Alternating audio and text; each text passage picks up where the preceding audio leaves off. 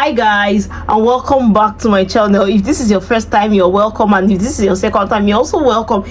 If you are a returning subscriber, thank you so much for watching my videos always and engaging on my videos. Okay, so you guys, you can already tell like the title of this video, you can already tell what I'm about to talk about. You guys, I have so much to say, and in my mind I'm like, I don't want this video to be too long, but then I just have so much to say, and this may spill over to like 15 minutes or maybe even 20 because I talk a lot sometimes.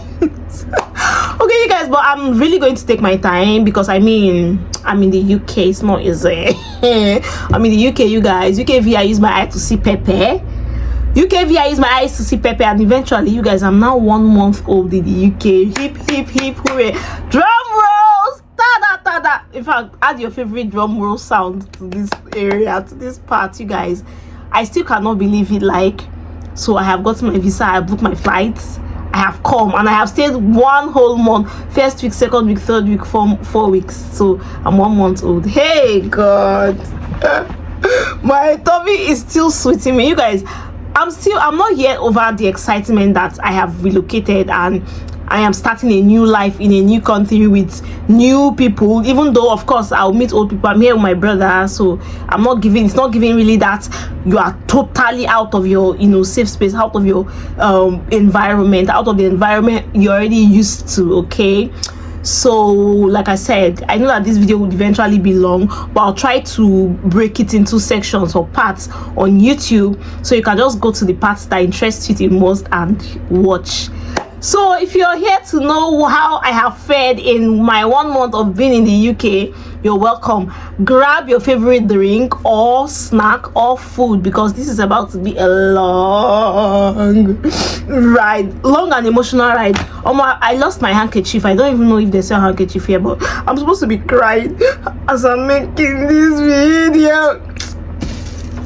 Sorry, let me grab.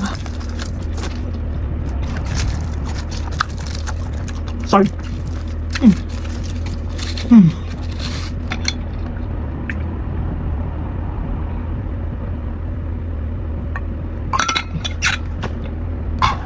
Guys, you're welcome back from this short break. Okay, so let's get started. Let me start with the positives, because let's skip to the good part first, then we'll talk about the cons. So this video will basically be divided into 3: pros, cons, and then some funny things, like some things I really find funny here in the UK. So let's start with the good things. So the first thing, and like the most important thing I like here, is how the society is organized. Everything here is so organized. Like, nobody is jumping no queue, everybody's just on the queue. I like the fact that you are at the bus stop, that even if you came first or you came second, everybody knows like the what's the frequency, the time they came. Let me just put that way. Everybody knows the time they came. So even if the crowd, even if it feels like, oh, the queue is not straight, everybody is just standing, they just let people who came earlier go into the bus. There's no, like, the society is so organized. The roads, everybody knows where to walk. The bicycle guys know where they are going, the bike guys know where they're going. The trailer, okay, I'm not sure I've seen any trailer, okay, once. Everybody knows their lane, everybody's just doing what they ought to do. An organized society, something that is absent or near absent from where I'm coming from. I'm like, okay, my sanity, I'm not going out and I'm insulting any conductor. Like, no conductor is insulting me, or any driver is going out of their senses. Like, you are crossing the road and somebody is still speeding. All of those things don't happen here. So the fact that I don't get to see all those things makes me sane. I go out gingerly, quietly, and I come back. Nobody, like, I don't know how else do I explain this. Like, it's so peaceful. My head is peaceful. My mental space is very peaceful since I came here.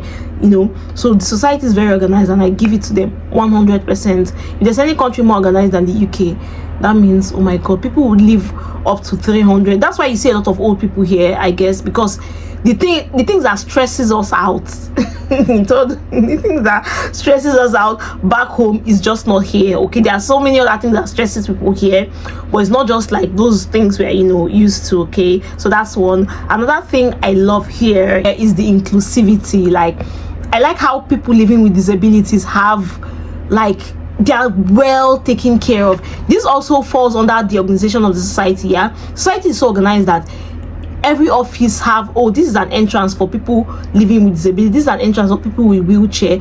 Even in the toilet, there are special toilets for them. You go to malls, you go to public places, there are special everything for them. Even like trolley that you roll when you go to a store to get something. Normal trolleys, there are some that are customized for people in wheelchairs or people living with, you know, disabilities. Like even on the road, like people who want to wheel themselves, like on their wheelchair, there's a specific lane for them, so like you can't hit them on that lane. They're just moving on that lane, you know, freely, and everything is just organized well, perfect. Or is it the buses?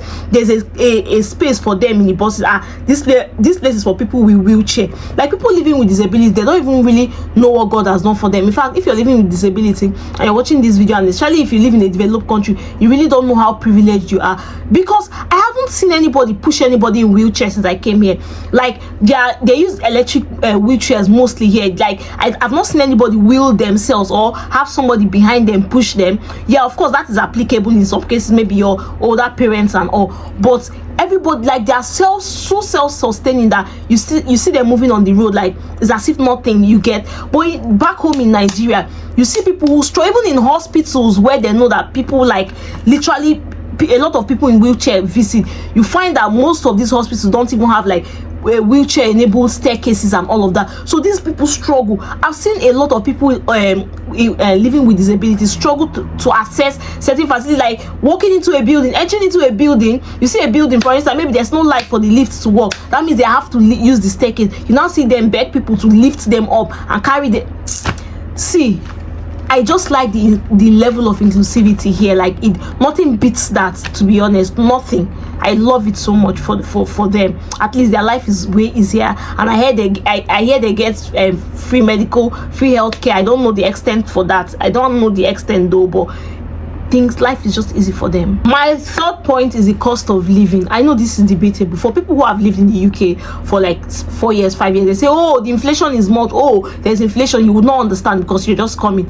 Compared to a country where the minimum wage is about 70k, and that's like for civil servants, people who work for the government. There are millions of other people who do not work for the government and don't have that privilege to earn up to 70k monthly.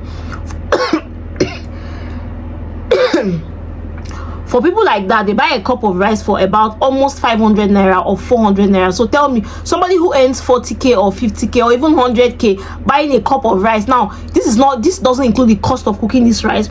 So things are so expensive in Nigeria that when I see prices of things here, and I'm like, for a minimum wage of how much? Like 11 pounds per hour. This life is way easier. Okay, life is way. Food is very cheap here. Basic amenities are cheap. Like, you can go to Primark to get cheap clothes. You can go to charity stores. If you can't even afford Primark, you can go to charity stores to get cheaper stuff. So life is made easier even for low income earners. Okay, so I love that for the UK. At least the way I'm compared to Nigeria. Yeah, compared to Nigeria, yes, there may be inflation here, but compared to Nigeria, it's still far better. I also love the fact that this society is a blend of conservative and leftist. Like, you see a lot of hippies, like these young Gen Z people with their red hair, with their pink hair, a lot of rings here on their nose, piercings everywhere. They are living their normal lives. Nobody's judging them. Nobody's hating on them. Nobody's trying to them. They're having, in fact, they're working in offices. I even saw a lady in my school. Like, I saw a lady, I think she works like as a receptionist in my school. She has a lot of rings on her nose, cheeks everywhere here. She has tattoos on her face. Nobody, like, they are just concerned. Oh, are you competent? Can you do this job? Yeah, it doesn't matter if you have a tattoo, if you have dread, if you have. I like the fact that they accommodate people from all walks of life. LGBTQ, gay, the cares. Everybody's having like a field day here. Like, you are living your life. So as long as you're not breaking the law, like, I just love that for this society. Me, I like inclusive societies here. Even, like, I may not support whatever it is they do, but the fact that they don't cause third party harm to me or to anybody, okay, so they can go ahead with their lives, and I like that. I like a society that encourages everybody to thrive. Okay, so I give it to the UK. Yeah. Yes, God, the blend of old and new. I can't even emphasize how I love that the British people preserve their culture so much. See, in Nigeria, if there's a new invention, trust me, give it 1 or 2 years, the old invention is dead and gone. Like, if there's a new thing that comes out, like the old one will just vanish into thin air. Like I grew up, at least when I was 4, 5, 6, 7 years old, I think I saw a coin, kobo. Yes, I saw kobo a few times, and after that kobo does not exist anymore. But you guys, even the British people that introduced shilling and coins to us still use coins. Like these guys are not quick to throw away the old things to embrace new. There's a blend. That's why I said the blend of old and new. The old ones still remain, the new ones remain, and they merge both together. They use both of them concurrently because they know that, oh, people prefer the old, so don't worry. You want the old, no, fine, you can get it. You want the new, fine, you can get it. You get.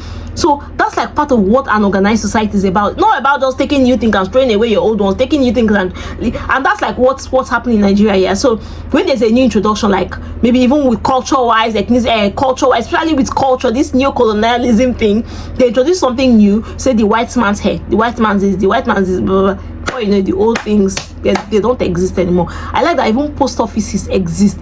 Like they don't just exist in paper.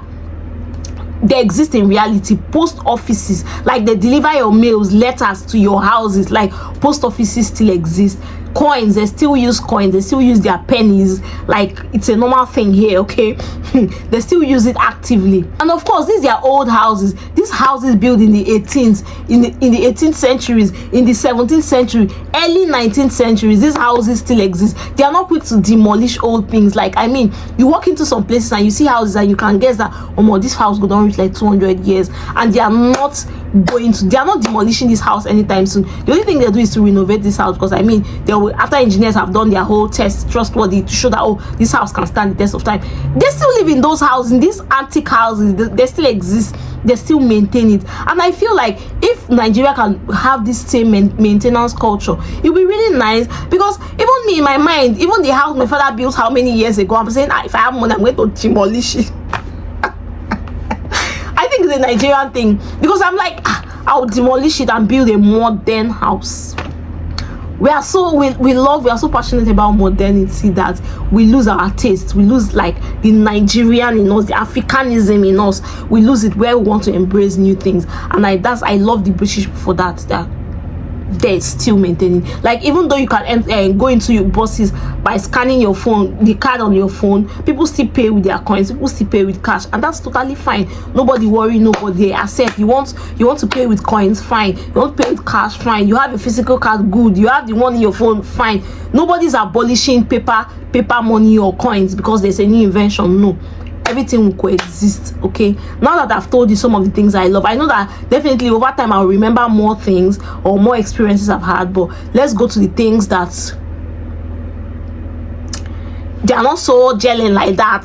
For me, like I said, it's going to be relative, of course, because for some other persons it's a walk in the park, okay? But for me, let's just start with things I don't know. Like, okay, so number one thing, the cost of accommodation. Like I said, the cost of living here is fair compared to the minimum wage, compared to Nigeria where I'm coming from, okay? But the cost of accommodation is what why would somebody be paying rent monthly? Well, it's an European thing. It's a Western world thing to pay your rent monthly. But here, technically, your monthly rent, depending on where you stay, of course, is almost like half of your it's almost like half of your earnings. So you're not asking me, why do you say the UK is better? It's because of living is better, and you're paying half of your earnings on rent. So how is the UK better than Nigeria? You guys, in Nigeria, like, most people are still surviving hand to mouth, and it's the same thing here in the UK. But the difference here is that if you are a professional or if you have a good job, you have a better life. But in Nigeria, a good job doesn't guarantee a better life per se.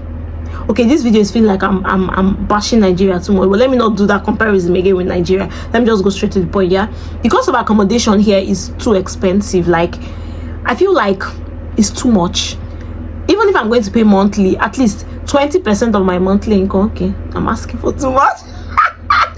Or maybe 30% of my monthly income should go to rent, but rent is expensive. Like, you only see student accommodation with your bills inclusive kind of arrangement, okay?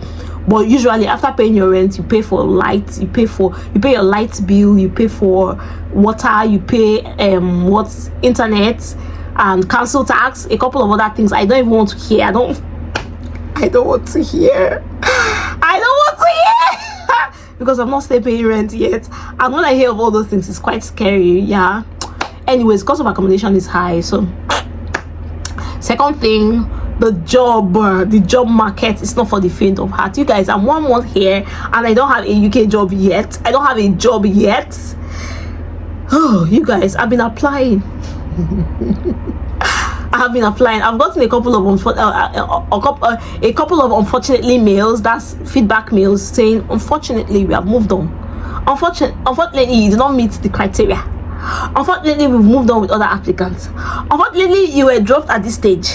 Unfortunately here, unfortunately there. Like, my ears have blocked it, unfortunately. But I don't feel bad. I just feel optimistic. At least the response, that I get a feedback to show that, oh, okay, my CV actually got to these people. Okay, fine. One of these days somebody will say, oh, let me give this person a chance. They will have to interview me, and then of course I'm gonna pass, and then I'll get a job finally. I hope that happens really soon. Okay, I hope that happens soon. But the job market here is, there are jobs. So there are jobs. There's something my brother said when I came, when I was like, oh, job, I need a job. He's like, calm down, the job is going to come. And you eventually say, now you go to make guys say you don't want to do, you don't. I say, God, when is that time going to come? Let me use this mouth to say, I don't want to work, or I beg, I'm tired, let me manage the one I have. You get? So I feel like it happens everywhere though, so it's not even a UK thing. Anywhere you go, when you go to any site, you keep applying. I've heard a lot of people say, I stayed 4 months before I got a job, and that person said, oh, I stayed 3 months, another person stayed for 6 months. But Udochi, the impatient Udochi, God, I beg, watch this video and know that I'm getting frustrated. I need a job as soon as possible. Like, I need a job like today, now. Today is 3rd of March and this makes it 1 month. Oh, I need a job this week at least. So the job market is not for the faint of heart. Well, it's not. Is it really a downside? Yeah, it's a downside, because I mean, I'm supposed to get a job like 1 week after applying. And after is the UK.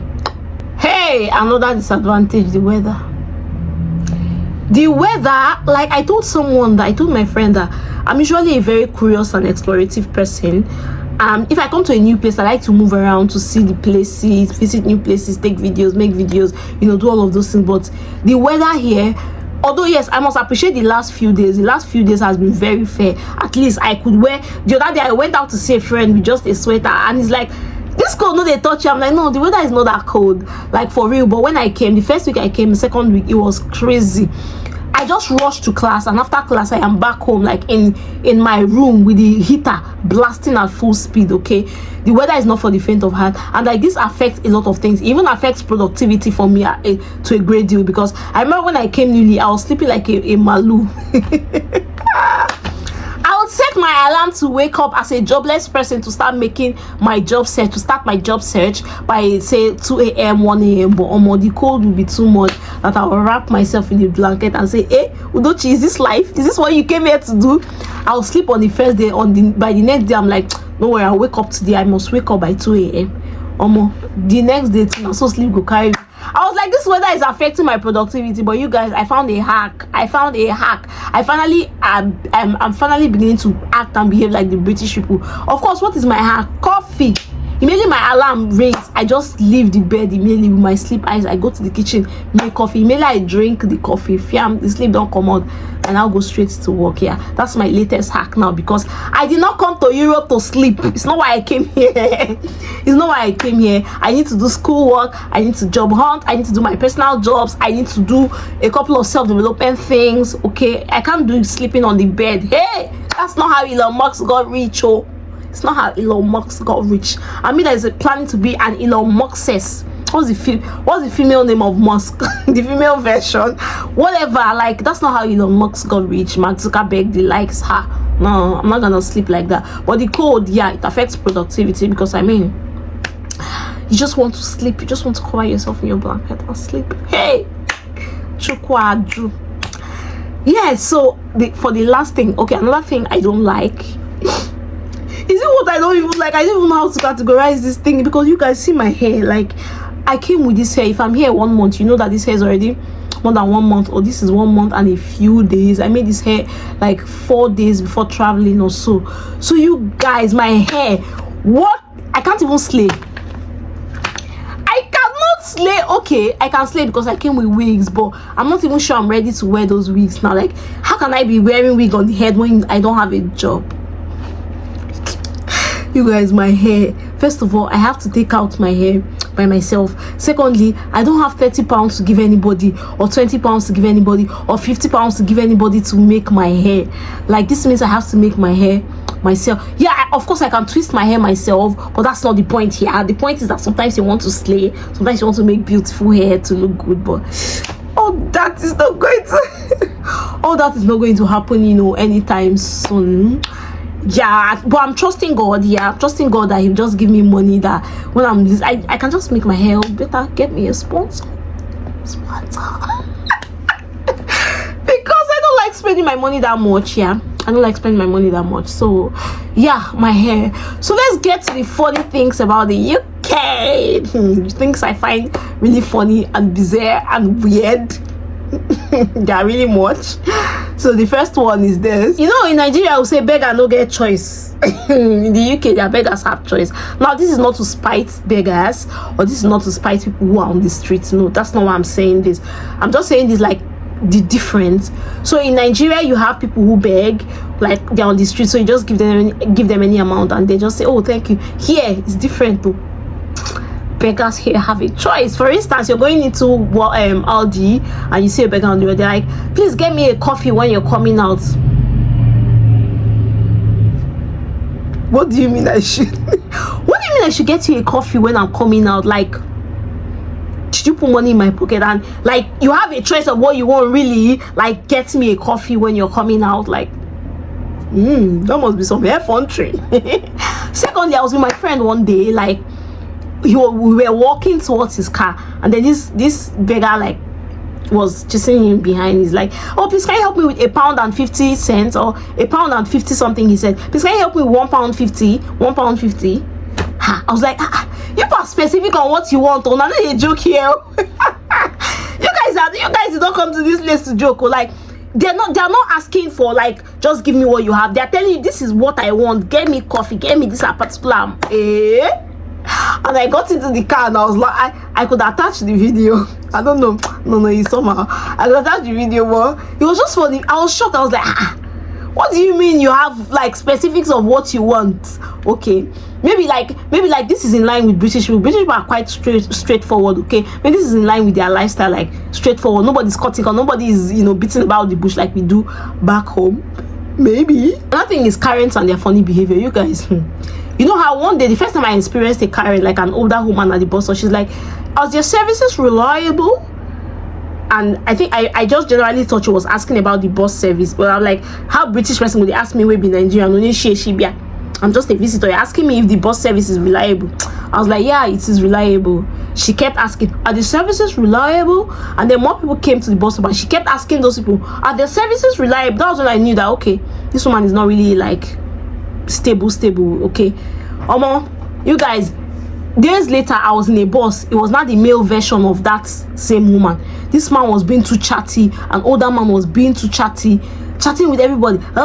Even when we got to the bus stop, he just came down, like wanted to go down. It wasn't his bus stop. He got there, talked to the driver for some time, then got back, and he was just really like chatting with everybody. And another funny thing is, nobody found what he was doing funny. And that's why, like, another thing with British people, they sabi mind their business. Like, they mind their business to a fault. Because I was there in the bus and I was laughing. Like, I was like, God, this man is really funny. He's talking to everybody. Like, the person beside him is just like, oh my God, please, when will my bus stop reach? Let me just go down. Like the Gen Z guy, the younger person. But this guy keeps talking. He's loud from behind. You can hear him from the front. Like, everybody's just pressing their, everybody's just doing their thing like nothing matters. Half for Nigeria, we go laugh. Oh, hey. I was just laughing. I was the only one laughing in the bus. I was like, don't you maintain? Just laugh inside. I was just like, If I did Nigeria, everybody for both serious laughter. Like, these people mind their business to a fault. So when all of those things is happening, they're just on their own. No? And I don't know, I like and don't like this thing at the same time. Like, no matter what's happening, nobody is like, no, like in Nigeria, when something happens, people just gather. What's happening? Nobody would do that here. It's good and bad to an extent. Good that people just let you be. Like, for instance, you're in public and you're filming. Maybe you're in a store, you're filming. Nobody's saying, I better not film me. I better wait till you do. Why are you filming? Why are you filming our stuff? Like, nobody interferes with your life in public. They are doing their thing, you get. In Nigeria, if they feel for like Market Square also, one of the staff will just meet, please, we don't do that here. Oh, we don't do that here. Please, please, you're laughing loudly. Please, you're doing here, nobody send you. So I even have a video. I've not even posted that video yet. I even have a video where I was in the library and people were chatting so loudly. Library, not public place, not on the street. People were chatting, yet everybody continued with their reading, their laptop, nobody worrying nobody. Like I said, there's a good and bad side to it. Like, nobody's coming to you to say, oh, keep quiet. Like, you're making noise, you're in the library. Try it in Nigeria. Try it in Donald Ekong Library, University of Port Harcourt. They will seize your entrance card. You are not going to the library ever again. They whine, they shout, like you are gisting with your friend. You can't even keep your voice down. You're like, oh my god, oh, don't worry. I think I'll attach that clip to this place so that you understand what I'm talking about. Like, it's a normal thing. Everybody's doing their thing. Nobody send you. Nobody, like, feel free. I'm like, can never be Nigeria. One auntie go just will just walk you out, please. Hey, walk out of this library, please, immediately. Like, you get. So they mind their business here a lot, to a fault, by the way. So again, cultural difference, you guys, of course the cultural difference has to be there. The cultural difference is a thing. So I did a video with one of my lecturers where I said Dr. Mark, and then my classmate corrected me. Like, she told me that on the first day of class I wasn't there. By the way, I missed first week and second week of class. Okay, classes.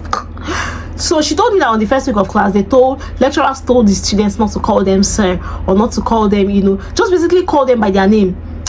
Mark. Don't say Dr. Mark or Mr. Mark. Say Mark. Don't say Rudiger. Don't say Professor Rudiger or anything. Just call him Rudiger or Rudy. He's okay. He's fine with that.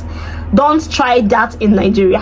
No, yeah, I guess I'm not criticizing Nigeria for that. Like, I mean, that's our culture, to show respect. Good morning, sir. Good morning, ma. Auntie, uncle, to show respect. That's fine. But here, like, the whole cultural difference is just somehow like you can call them Rudiger and they're not. Nobody's saying you don't have respect. That kind of thing. Yeah. So the cultural difference is quite a shock. I won't call it a culture shock because, of course, I've heard things like that. Of course, yeah, you see a 3-year-old calling an adult by their names. Hey, cannot be Nigeria now, you get. So yeah, it's kind of fun and shocking, sort of. Okay, so I posted something on my status like yesterday. So I'm filming this video on the 3rd of March, and hopefully by God's grace I'll post this video today. Amen. So I posted something on my Facebook on my WhatsApp story on how, like, a lot of people ask me here, it's a normal question, do you drink alcohol? Do you drink alcohol? British people are far. I be UK people, like, like most of the people I've met recently, they're like, the first thing they ask is, do you drink alcohol? Oh, I'm supposed to meet with someone, and they're like, oh, do you drink alcohol? Like, you're having a conversation with someone, like, do you drink?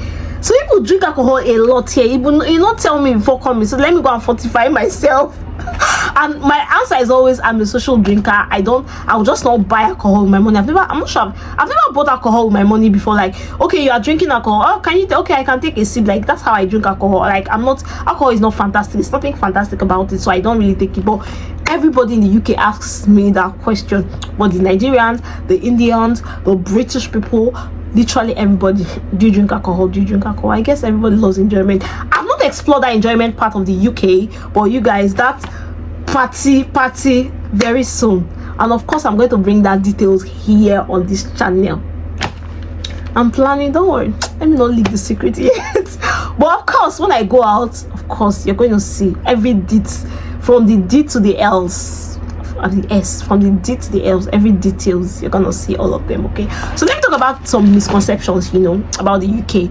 So first misconception is that abroad generally is boring. Hey God, you guys, even before I traveled abroad, I told myself that the last thing I would ever say about abroad is the fact that it is boring. Way back home, I lived a boring life. I worked remotely for most of the time, so my interaction with people is really limited. And even when I interact with people, it's always on the surface level. Aside from my friends, it's always on the surface level. I'm not this person that will gather a lot of people, be around a lot of. In fact, when I have events, or if there are occasions when I'm around a lot of people, I really can't wait to go back home and recharge my social battery, because I'm like, God, I need to disappear. Most times it feels like, oh, don't you disappear, because I mean, you're around a lot of people. I I don't even know how to explain it, but the last thing I would say about abroad is the fact that abroad is boring. No, people are working, people are busy, literally busy, because the reason why you want to be around a lot of people all the time is that you are jobless, you don't have a thing doing, but people are really busy here, so they don't have that time to, you know, socialize or while away partying. Of course you can do that once in a while, but it's not a regular thing. Like, you wake up every morning, you want to socialize, you want to party. Okay, another thing they say is nothing they abroad, oh, nothing they abroad. I feel like this is the illusion now. Like, a lot of people who sell this narrative are people who are in Nigeria and cannot afford to travel. Like, most cannot afford to travel, and so they are stuck in Nigeria. The only way they like make themselves feel good is to say, oh, there's nothing abroad, oh, there's nothing in Nigeria, there's no place like home. Nigeria is this, Nigeria is that. Another category of people are people who are already abroad, and for some reason they want to discourage people from coming, but they don't come back, or they don't move back, or they're still abroad, and they say, oh, there's nothing here, there's nothing here. You guys, I feel like there's so much here.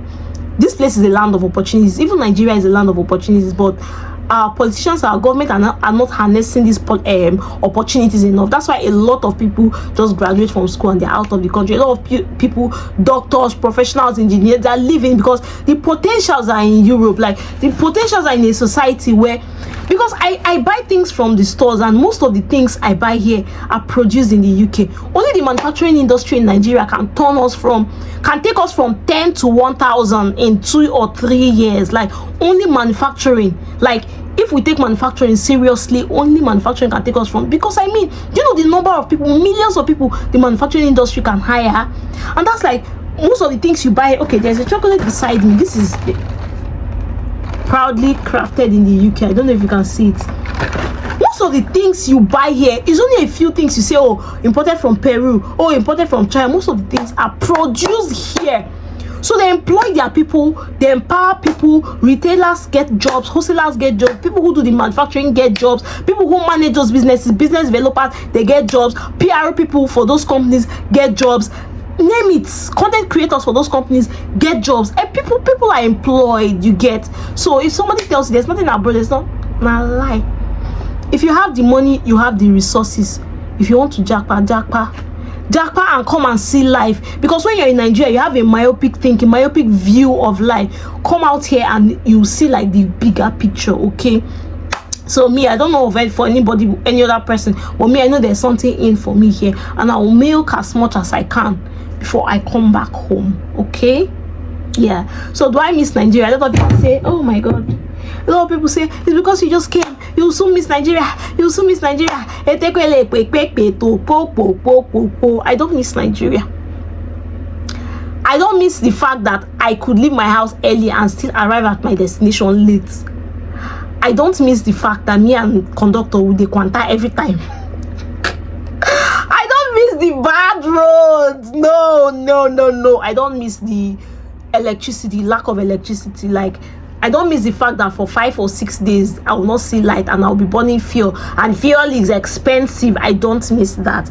I don't miss the overpriced goods. Yes, even though I'm spending more here, I still prefer that, because at least if you're here and you're spending more, your earning power is increased compared to when you're, you know, back home. Okay, so I don't miss the fact that people cannot self-actualize in their own country.